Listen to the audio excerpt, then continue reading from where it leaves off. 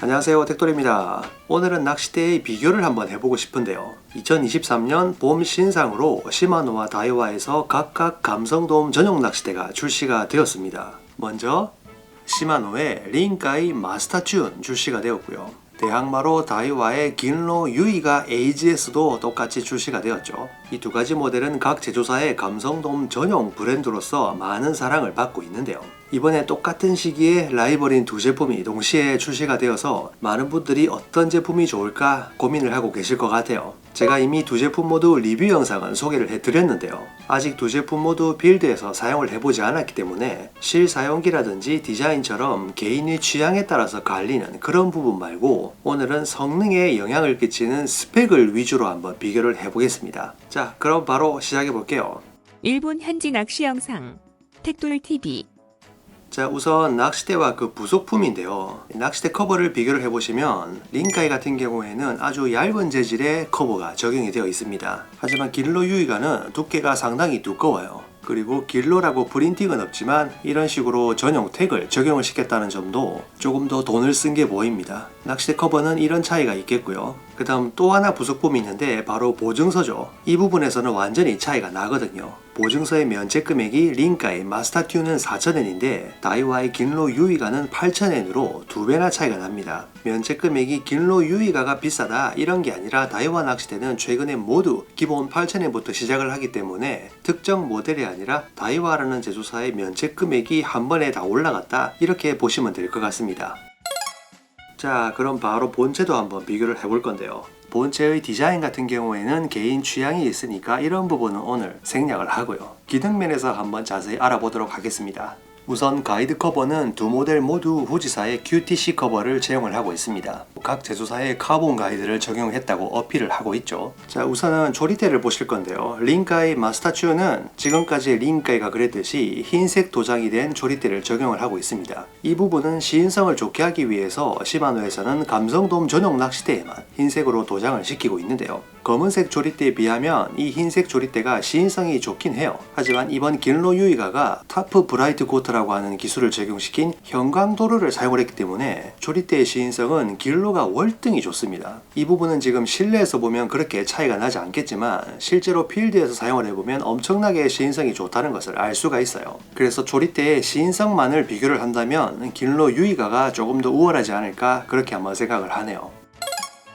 그 다음 가이드라인입니다. 일반적으로 가이드라인은 낚싯대가 검은색이 많기 때문에 흰색이나 회색 라인을 주로 사용을 하는데 시마노 같은 경우에는 조리대가 흰색이다 보니까 이 부분은 빨간색으로 가이드라인의 색상을 나눠서 적용을 시키는 경우가 많았습니다. 하지만 이번 링카이 마스터튠은 원가 절감 자원인지 그렇게 하지 않았어요. 그래서 낚싯대 전체에 회색 가이드라인을 적용을 시켰습니다. 그렇다 보니까 이 흰색 조리대 부분에서 가이드라인의 시인성이 아주 안 좋아요. 긴로 유이가 역시 마찬가지로 모두 회색의 가이드라인을 적용을 시키고 있는데요. 링카이와는 다르게 조리대가 오렌지다 보니까 회색 가이드라인이라도 그렇게 시인성이 나쁘지 않습니다. 그래서 이 가이드라인 부분도 시마노가 조금 보기 불편하지 않을까 저는 그렇게 생각을 하네요.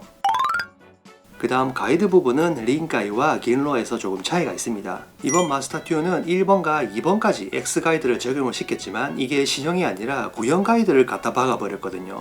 신형 X 가이드도 구경이 작아서 조금 스트레스를 받는데요. 그것보다 더 구경이 작은 구형을 갖다 박아버렸으니 이 부분은 뭐 최악이라고 보시면 될 것 같습니다. 하지만 긴로 유이가는 AGS를 1번에만 적용을 시키긴 했어요. 하지만 그 AGS가 3세대 현행 토너먼트와 마찬가지로 타입 제로를 적용을 시켰기 때문에 구경이 엄청나게 큽니다. 그래서 낚시하는 데 있어서 줄 빠짐으로 인한 스트레스는 없습니다. 이 두 제품의 가이드를 비교를 해보시면 그냥 육안으로 보시더라도 가이드의 구경 차이가 많이 난다는 것을 알 수가 있습니다. 그래서 카본 가이드의 기능적인 면만 보신다면 링카이 마스터튠은 최악이라고 할 수 있고 긴로 유이가는 최고의 가이드를 적용을 시켰다 이렇게 보실 수가 있습니다.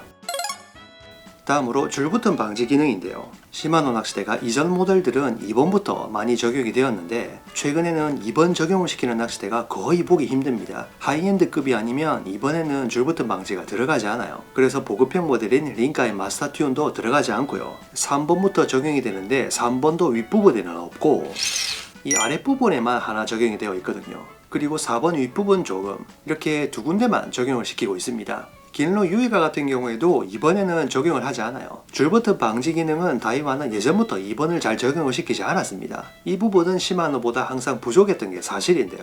이번 긴로 유이가도 보급형 모델인 만큼 2번에는 적용이 되지 않습니다. 하지만 3번은 윗부분부터 적용이 되어 있습니다. 그리고 3번 아랫부분도 있고 4번에도 윗부분이 적용이 되어 있죠. 그래서 이 두 모델을 비교를 한다면 줄버튼 방지 부분에서는 긴로가 한 수 위다 이렇게 보시면 될 것 같네요.